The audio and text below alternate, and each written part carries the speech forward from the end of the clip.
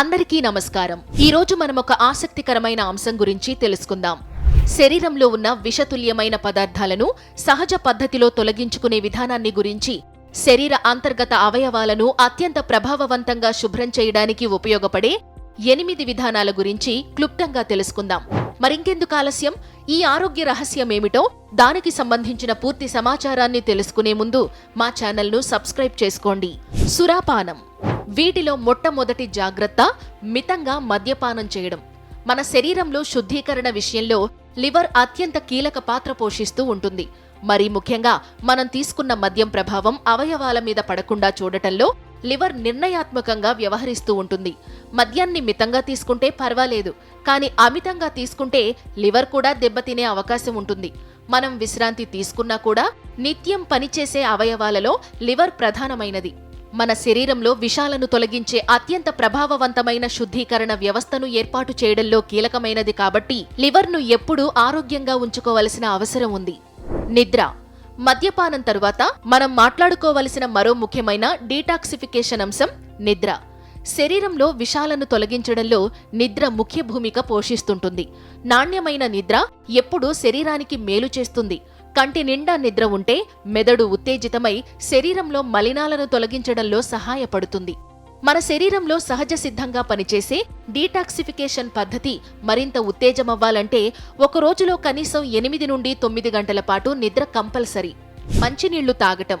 శరీరంలోని విష పదార్థాలు తొలగిపోవాలంటే మనం పాటించాల్సిన మరో ముఖ్య జాగ్రత్త మంచినీళ్లు తాగటం.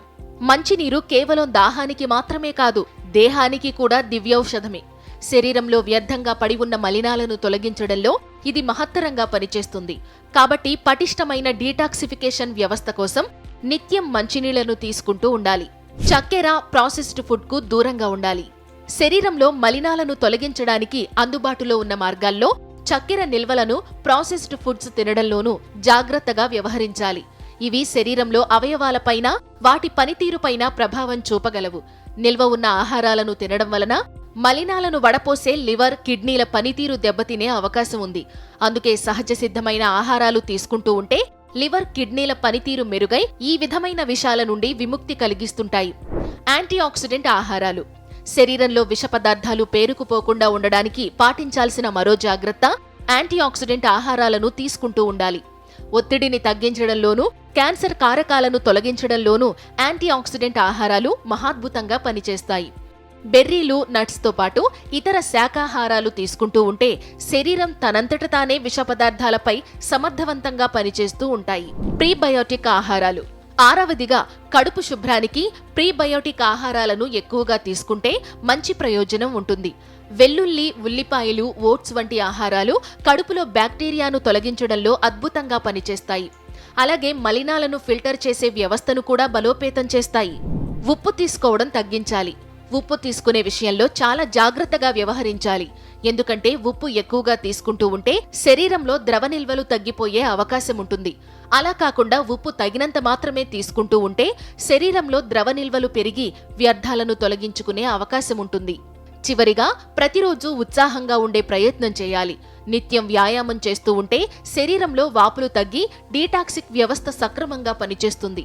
బరువు తగ్గడం గురించి కాదు, ఆరోగ్యంగా ఉండడం గురించి ఆలోచన చెయ్యాలి.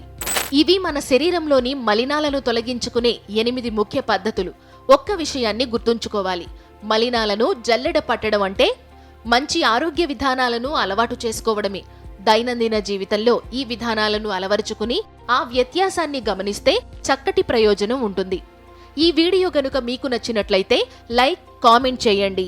అవసరంలో ఉన్న వారికి చేరే విధంగా షేర్ కూడా చేయండి.